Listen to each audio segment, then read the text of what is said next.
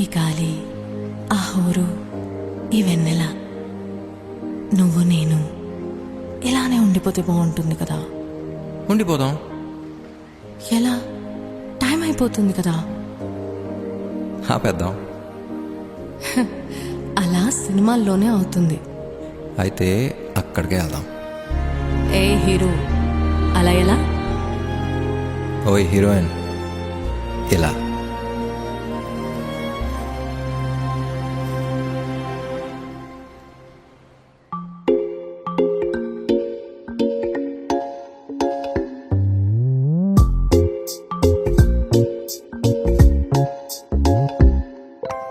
రంగు రంగు తారలన్నీ తొంగి తొంగి ఒక్కసారి చూస్తున్నా ఏంటిలా?